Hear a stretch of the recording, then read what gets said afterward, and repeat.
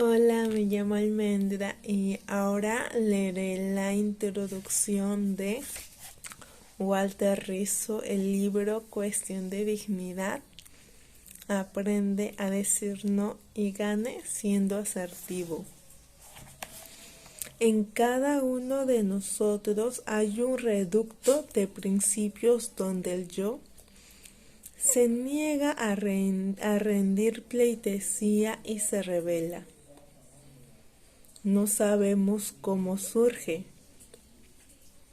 pero en ocasiones, aunque el miedo se oponga y el peligro arrecie, una fuerza desconocida tira de la conciencia y nos pone justo en el límite de lo que no es negociable y no queremos ni podemos aceptar. No lo aprendimos en la escuela, ni lo vimos necesariamente en nuestros progenitores, pero ahí está, como una muralla silenciosa marcando el confín de lo que no debe traspasarse. Tenemos la capacidad de indignarnos cuando alguien viola nuestros derechos o somos víctimas de la humillación, la explotación o el maltrato. Poseemos la increíble cualidad de reaccionar más allá de la biología y enfurecernos cuando nuestros códigos éticos se ven vapuleados. La cólera ante la injusticia se llama indignación. La cólera ante la injusticia se llama indignación. Algunos puristas dirán que en cuestión de ego y que por lo tanto cualquier intento de salvaguardia o protección no es otra cosa que egocentrismo amañado, nada más erróneo.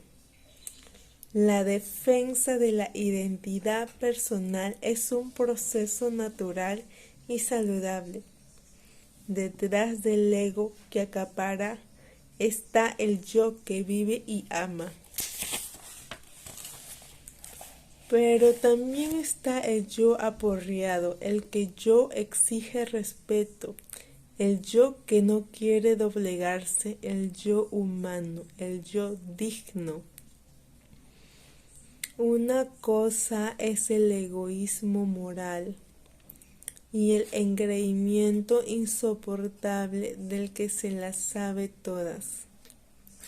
Y otra muy distinta, la autoafirmación y el fortalecimiento de sí mismo. Cuando una mujer decide hacerle frente a los insultos de su marido, un adolescente expresa su desacuerdo ante un castigo que considera injusto. Un hombre exige respeto por la actitud agresiva de su jefe. Hay un acto de dignidad personal que engrandece. Cuando cuestionamos la conducta desleal de un amigo o nos resistimos a la manipulación de los oportunistas, no estamos alimentando el ego, sino reforzando la condición humana. Por desgracia, no siempre somos capaces de actuar de este modo. En muchas ocasiones decimos sí cuando queremos decir no, o nos sometemos a situaciones indecorosas y a personas francamente abusivas, pudiendo evitarlas. ¿Quién no se ha reprochado alguna vez a sí mismo el silencio cómplice, la obediencia indebida o la sonrisa salamera y apaciguadora. ¿Quién no se ha mirado alguna vez al espejo, tratando de perdonarse el servilismo o el no haber dicho lo que en verdad pensaba? ¿Quién no ha sentido, así sea de vez en cuando, la lucha interior entre la indignación por el agravio y el miedo a enfrentarlo? Un gran porcentaje de la población mundial tiene dificultades para expresar sentimientos negativos que van desde la inseguridad extrema, como por ejemplo la fobia social, el estilo represivo de afrontamiento, el desorden evitativo de la personalidad, hasta las dificultades cotidianas y circunstanciales, como por ejemplo tener una pareja desconsiderada o un amigo ventajoso y no hacer nada al respecto.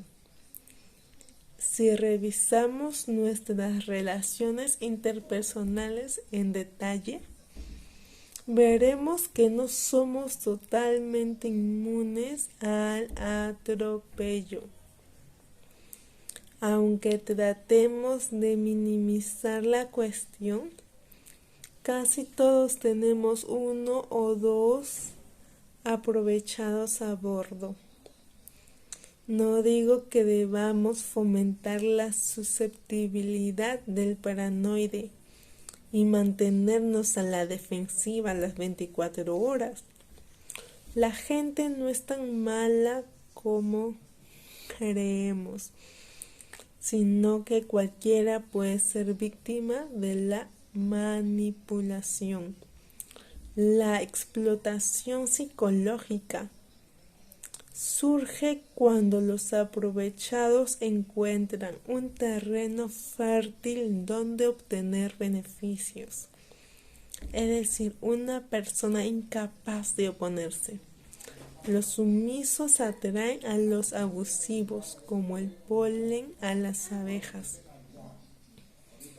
Una paciente de 45 años con el patrón típico de las mujeres que aman demasiado y 4 separaciones en su haber, me decía que Dios no estaba de su parte porque todos sus ex compañeros la habían explotado de una manera u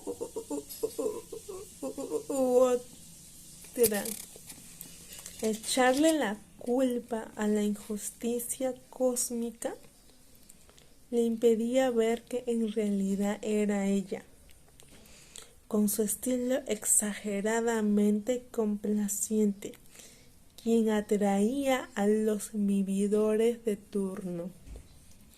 En otro caso, un señor de mediana edad, que a todo decía sí, se quejaba de sus socios. Ya había tenido 6, porque casi siempre se quedaban con la mejor tajada. Se lamentaba de su mala suerte, cuando en realidad era él quien los atraía como un imán y además los aceptaba. De alguna manera, los individuos ventajosos y desconsiderados detectan a los mansos dependientes, los desnudan en la relación cara a cara, los descubren en la mirada huidiza, en el tono de voz apagado, la postura tensa, los gestos conciliadores, los circunloquios, las disculpas y la amabilidad excesiva. los ubican, los ponen en la mira y atacan. Insisto, la idea no es crear un estilo prevenido y dejar de creer en la humanidad, sino adoptar una actitud previsora. Entonces, ¿por qué nos cuesta tanto ser consecuentes con lo que pensamos y sentimos? Porque en ocasiones, a sabiendas de que estoy infringiendo mis preceptos éticos, me quedo quieto y dejo que se aprovechen de mí o me falten el respeto? ¿Por qué sigo soportando los agravios? ¿Por qué digo lo que no quiero decir y hago lo que no quiero hacer? ¿Por qué me callo cuando debo hablar? ¿Por qué me siento culpable cuando hago valer mis derechos? Cada vez que agachamos la cabeza, nos sometemos o accedemos a peticiones irracionales. Le damos un duro golpe a la autoestima, nos flagelamos. Y aunque salgamos bien librados por el momento, logrando disminuir la adrenalina y la incomodidad que genera la ansiedad, nos queda el sinsabor de la derrota, la vergüenza de haber traspasado la barrera del pundonor, la autoculpa de ser un traidor de las propias causas. Ni siquiera los reproches posteriores, los harangiri nocturnos y las promesas de que nunca volverá a ocurrir nos liberan de esa punzante sensación de fracaso moral. ¿Qué nos pasa? Es tan importante la opinión de los demás que preferimos conciliar con el agresor a salvar el amor propio. ¿O será que los condicionamientos pueden más que la autoestima? Y no me refiero a situaciones donde la seguridad personal o la de nuestros seres queridos esté objetivamente en juego, sino a la transgresión en la que no existe peligro real y pese a ella escapamos. Cuando exigimos respeto, estamos protegiendo nuestra honra y evitando que el yo se debilite. En el proceso de aprender a quererse a sí mismo, junto al autoconcepto, la autoimagen, la autoestima y la autoeficacia, que ya he mencionado en Aprendiendo a quererse a sí mismo, hay que abrirle campo a un nuevo auto, el autorrespeto, la ética personal que separa lo negociable de lo no negociable, el punto del no retorno. Como veremos a lo largo de estas páginas, hay una herramienta psicológica estudiada y refrendada en innumerables investigaciones llamada asertividad. En el presente texto trataré el tema de la asertividad en oposición, referida a la capacidad de ejercer y defender nuestros derechos personales sin violar los ajenos. Por ejemplo, decir no, expresar desacuerdos, dar una opinión contraria o no dejarse manipular, Dejaré el interesante tema de la asertividad en afecto, por ejemplo, decir te quiero, contacto físico, dar refuerzo o expresar sentimientos positivos para otra publicación. El texto está dividido en 3 partes. En la parte 1 se explican los principios básicos del comportamiento asertivo, sus ventajas y contraindicaciones, haciendo especial énfasis en los derechos asertivos. La parte 2 se refiere al problema de la culpa y el miedo a herir los sentimientos de los demás como uno de los mayores impedimentos para la asertividad. Se retoman las creencias irracionales más comunes y se analizan dentro de un contexto cognitivo y ético, mediante ejemplos y casos. La parte 3 toca el tema de la ansiedad social, el segundo gran impedimento para que la conducta asertiva prospere. Se analiza el miedo a la evaluación negativa y el miedo a la ansiedad. Finalmente, en el epílogo propongo una guía de 8 pasos para organizar y pensar la conducta asertiva.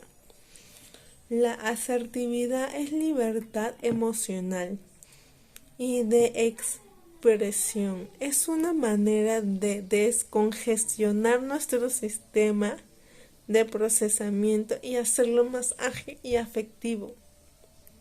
Las personas que practican la conducta asertiva son más seguras de sí mismas, más tranquilas a la hora de amar y más transparentes y fluidas en la comunicación.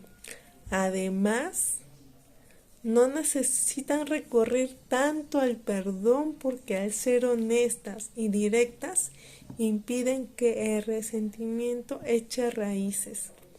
Este libro recoge la experiencia de más de 20 años en el tema, tanto en investigación como en la experiencia clínica individual y grupal. Está dirigido a cualquier persona que quiera pensarse a sí misma en un contexto de dignidad personal, donde al amor propio no riña con la ética, la amistad, la empatía o la consideración por los otros. La persona asertiva se resiste a toda forma de humillación. Hay una zona intermedia entre la sumisión obsecuente y la agresión enfermiza, en la que se realza la verdadera capacidad humana de reconocerse individual sin ser individualista, de cuidarse a sí mismo sin descuidar a los demás y de crear salud mental, aprendiendo a expresarse adecuadamente de lo que se piensa y se siente.